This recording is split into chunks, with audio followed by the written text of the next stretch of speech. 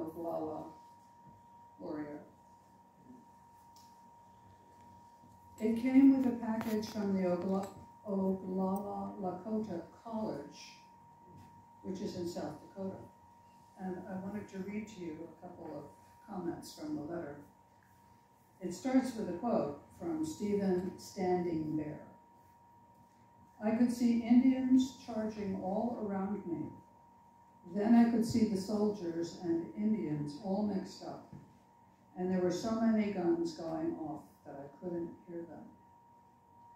The soldiers and the Indians all around him, all mixed up.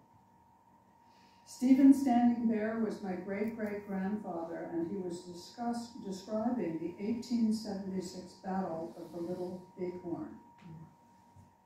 At just 17 years old, he took part in one of the last armed actions to protect the Lakota way of life, the legendary fight against George Custer's 7th Cavalry. I often ask myself what my grandfather Standing There would think about my work and what I'm fighting for today on behalf of the Lakota people. You see, my name is Dawn Tobacco Frank. I am president of Oglala Lakota College, one of America's preeminent tribal colleges. During what became known as Custer's Last Stand, Standing Bear and his fellow warriors were battling for their very survival. Long hindered by systemic wrongdoings that have set back Native people for generations, in the 21st century, Lakota now continue the battle to survive and thrive. Here, on South Dakota's Pine Ridge Indian Reservation, the struggle against poverty, hopelessness, and dependency is all too real. But I want you to know that there is a solution. One of the solutions is education, and that's why this letter was sent to me.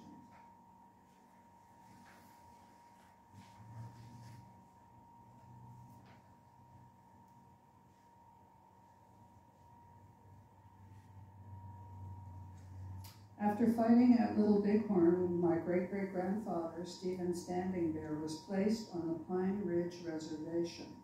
In fact, that battle led to all the Lakota being forced onto reservations. At that time, the U.S. government was incarcerating Native men and trying to assimilate them into white culture, which this assimilation effort continues today in many parts of the United States. With few options, he joined Buffalo Bill's Wild West show and traveled to Europe with the troupe. While on tour, however, his wife and baby daughter were killed at the Battle of Wounded Knee.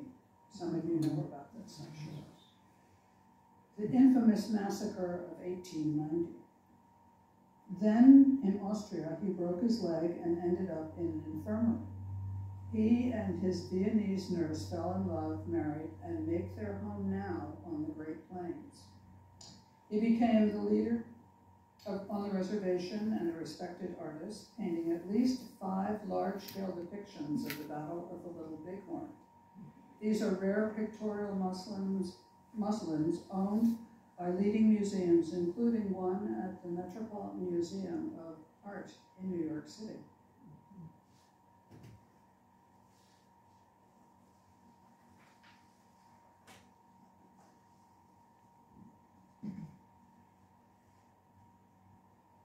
It is through education that my people continue to grow and continue to improve their lives. We've developed reservation-based nursing schools in the United States. We have trained over 70% of the reservation's teachers. We have improved the quality of educating younger Lakotas. In human services, we train many of the counselors and social workers working in our community. They're on the front lines. In the environment with climate change, we are rapidly educating professionals who can safeguard our air, land, and water. They are learning about their quality, the range and land management, environmental protection, and alternative energy. This means that we can continue our education and that we can increase our salaries, our professional salaries. That's why I turn to you right now. When you contribute, you'll advance a historic effort and have the satisfaction of knowing you're doing more than supporting just a college. You'll be helping form the strong, well-educated leaders the Lakota desperately need today and far into the future. I like to think that Stephen Standing Bear would be proud of this college's work to bring positive, lasting change while protecting the Lakota way of life. Now your generosity will continue to undo what over 100 years of government oppression and mismanagement have brought upon our people. Help us rebuild the Lakota Nation through education, one student, one graduate at a time. I found it amazing synchronicity that this letter arrived in my mail this past week. I had already decided I was going to speak about the Lakota. You know the story of the Battle of the Little Bighorn that was fought on June 25th, 1876, near the Little Bighorn River in Montana Territory. It pitted federal troops led by Lieutenant Colonel George Armstrong Custer, who thought he was great and knew it all, against a band of Lakota Sioux and Cheyenne warriors. Tensions had been rising since the discovery of gold. The discovery of gold on Native American lands. You may recall the last time I was here, I talked about the discovery of oil on the lands in Oklahoma that belonged to the Osage tribe, and the massacres that followed when other people wanted to seize that richness for themselves. It was that search for gold that led to the encroachment on Lakota territory in South Dakota and into Montana. Well, we know what happened in the story, don't we? The Native Americans won. You know,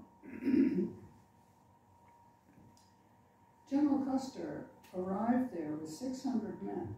He had no idea how many Native American warriors were going to appear to stop him, to move them out of the way. Virtually everyone in his ranks was killed, and it was declared a great victory for the Native Americans, led by Sitting Bull and Crazy Horse, who were both Lakota Indians. The sad part of this was that it led to the determination of the American government to move all of those Native Americans onto reservations. It was a retributive action on the part of the government. They won't bow down to us, we will force them into reservations. We will imprison them on land that we do not want. And yet, look what happened. The massacring didn't stop, it continued. Now, there's a great irony in all of this on many different levels. One of these is that during the Civil War, which had already taken place, approximately 20,000 Native Americans served in the Union and Confederate armies during the war.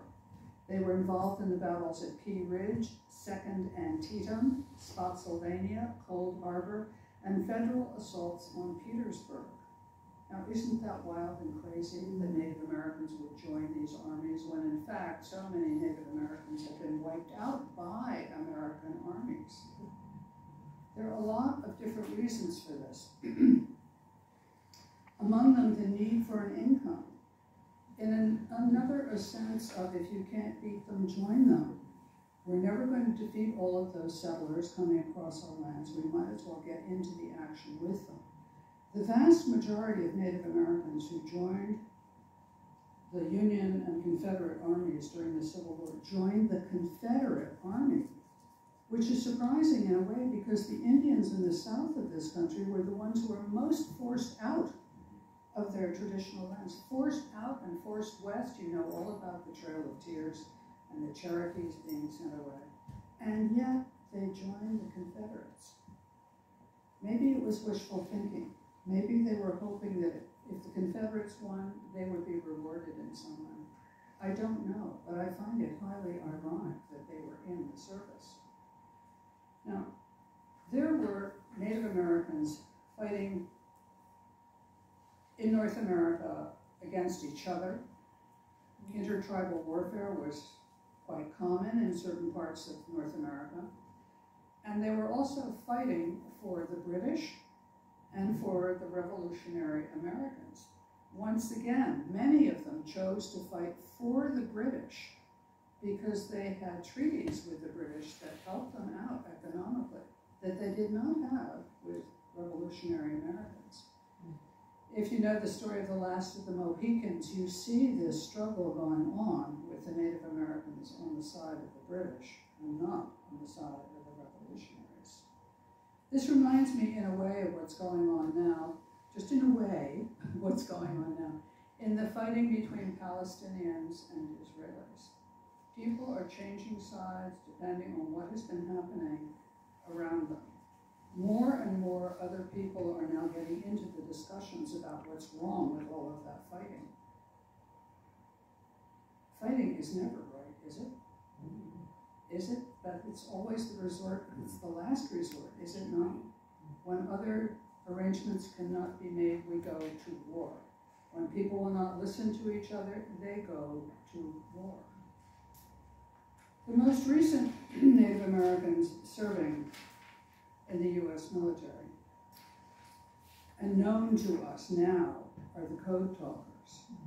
Ironically, there was an entire group of Sioux, that is Lakota, Dakota, and Nakota, from the upper parts of the United States, who went into the Army under General MacArthur as Code Talkers, using their languages to outwit whatever the others on the other side were doing.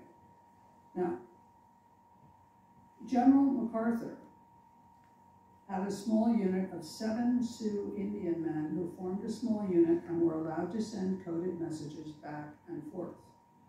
They sneaked behind enemy lines, this is almost all in the South Pacific, to gather information and to relay their top secret messages back to headquarters. The Sioux Nation at the time encompassed several code-talking tribes, including the Lakota, the Nakota, and the Dakota, and they were stationed in the Southwest Pacific.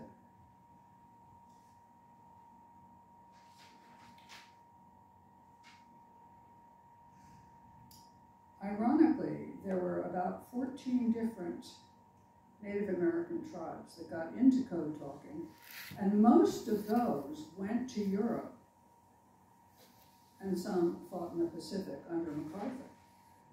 The code talkers that have become the most famous out of all of this were the Navajo code talkers, and I'm sure you may already know this. The Navajo have one of the largest reservations in the United States, in Arizona, spreading into New Mexico. 29 men were chosen by the United States Marine Corps, not the Army, the Navy, which controlled the Marines. The Marine Corps brought them in, and they created a code based on the unwritten Navajo language. That's one of the reasons that code was never broken. It still has not been broken. Navajo is an unwritten language, and it's a tonal language, so that the way your voice rises and falls tremendously affects what is being said. Also, they didn't use individual words. They made up phrases from Navajo language that conveyed ideas. So it wasn't a literal 1, 2, 3 translation. It was something more complicated and more sophisticated than that. They drove the Japanese army crazy. The Japanese thought they could break any code, but they could not understand the tonal changes and the metaphoric language that the Navajo used in their code group. The Navajo could transmit information and do it in 3 minutes in what had taken official military decryption devices 30 minutes. So imagine the difference between 3 minutes of information going through versus half an hour. It became very critical. Approximately 535 Native Americans were deployed during World War II as code talkers from all of these different groups. One of them, Chester Nez, died in 2014. He was awarded the Congressional Gold Medal in 2001. 29 code talkers, not the original 29, a later 29, were also awarded that medal. Today, the term code talker includes military personnel from all Native American communities who have contributed their language skills in service to the United States. According to Navy Department history, they took part in every assault conducted by the Marines in the Pacific from 1942 to 1945, including Guadalcanal and Iwo Jima. They were present at all of those crushing events in the Pacific. This is the Navajo. In 1968, their program was finally declassified by the military. It had been kept top secret all this time because the military did not want anyone to know what the Navajo had been doing. They didn't want anyone else to try and get in the way of their specialty. They returned without fanfare and were sworn to secrecy. In other words, they became invisible when they came home. This reminds me of veterans coming back from Vietnam who were invisible for a long time until the veterans groups started acting up and insisting on recognition for those who had served. 13 code talkers from the Navajo group died in battle, and 5 of them are buried in VA national cemeteries. It is amazing to consider that they were kept undercover, underground, disguised, and hidden for as long as they were. It was only 20 years after the war that the military acknowledged that they had served the military. Now, one of the statements I read said the greatest problem facing the code talkers coming back was not just being unseen, unheard, unrecognized. It was that they returned into poverty. Nothing had improved for them materially. They came back and went right back into the misery of reservation life and obscurity. That, I think, is a great tragedy. I'd like to read you something.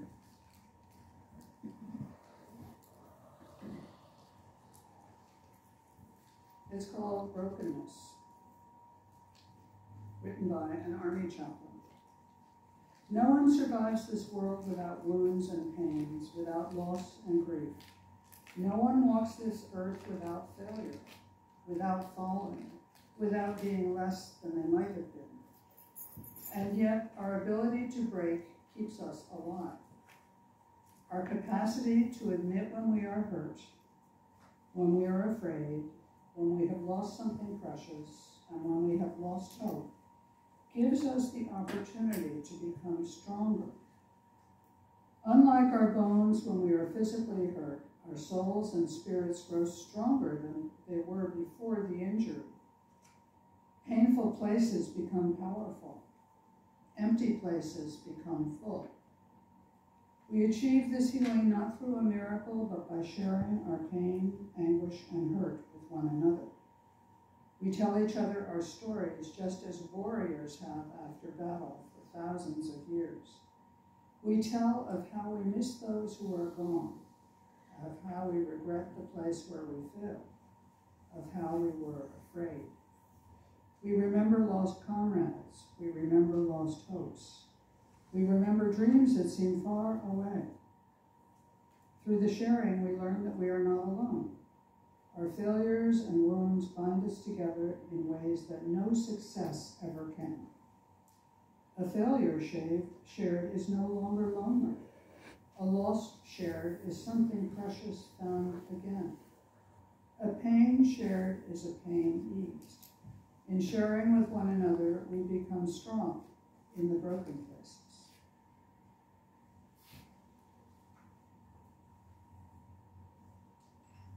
From an army chaplain. This is called Journeys. Why did you join the military? Was it duty, honor, and country? Economic necessity? To leave behind childish ways? To get as far away from home as possible?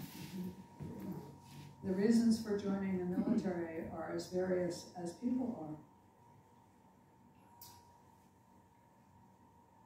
Most likely, We're serving for a combination of some or all of these and many other reasons. The burden and privilege of military service is the opportunity and responsibility to travel, sometimes to hell and back in harm's way, sometimes in the world's most magnificent vistas, sometimes to its loneliest and most remote corners. We are world travelers for better and for worse. We experience that which others never will for better and for worse. We grow up in the process for better and for worse. At first, we see in a mirror dimly, but then face to face for better and for worse. Too often we venture out into the world in all of its triumph and tragedy, joy and sorrow, heaven and hell. We risk severing our roots. We lose touch with our reasons for being and serving. We drift further away from our families and loved ones. We change more than we want or they expect, and we return home. In the end, we have to return home. And yet we will venture out again. As T.S. Eliot told us, we shall not cease from exploration. Those words were written by Matt Tittle and his wife. Matt Tittle served in the military for many years, as did his wife. Matt became a Unitarian Universalist minister. He died a few years ago of a brain tumor. He and his wife put together this book, which you can buy, Bless All Who Serve, which is full of readings about service.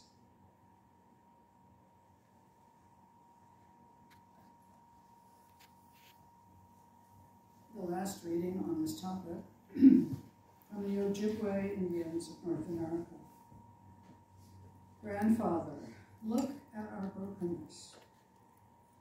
We know that in all creation, only the human family has strayed from the sacred way.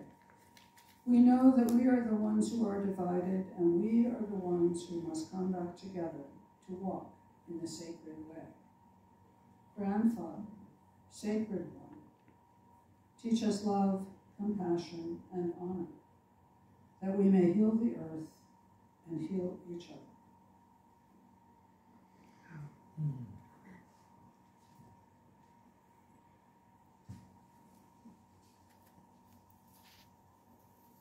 The sacred way. The sacred way. Is that not about loving one another?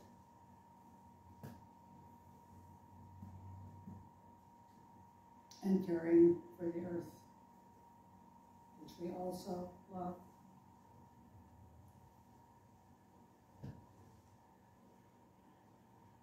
Let's breathe in and out again.